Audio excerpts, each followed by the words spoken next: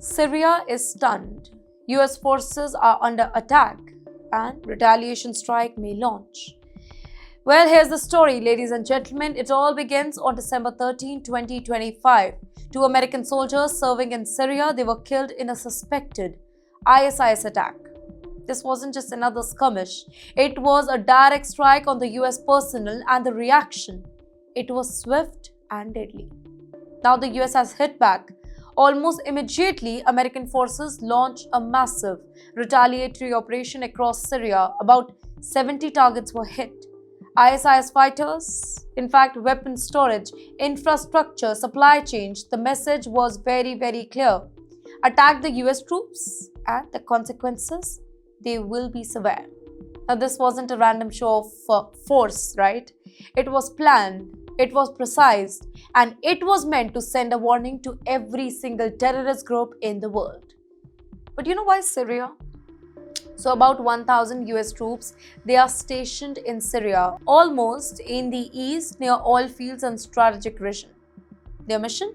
Support local allies, counter ISIS, and stabilize areas liberated from extremist control. But ISIS cell, they remain active and attack on the US forces. They are constant threats. After that, the Trump card plays here.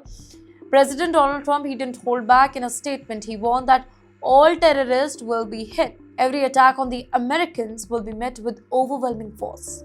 We will not allow our troops to be harmed here. This isn't just rhetoric. The strike was meant to demonstrate the US resolve both to terrorists and allies in the region. But you know what happened on the ground? Reports indicate airstrikes targeted ISIS fighters moving in small groups, weapons depots, and areas suspected of planning further attacks. US drones and manned aircraft, they coordinated the assault with maximum precision but minimal civilian risk, at least according to the military resources. But let's look at a bigger picture here. This attack and retaliation highlight a persistent cycle in Syria. ISIS attacks US forces, the US retaliates with targeted strikes. The balance of power in the region, it is tested again. Analysts warn that even one attack can trigger escalation, and the whole region remains volatile with multiple players. US, Russia, Iran, Turkey, local militia, all watching closely. In the end, for Americans, this is about protecting US soldiers abroad.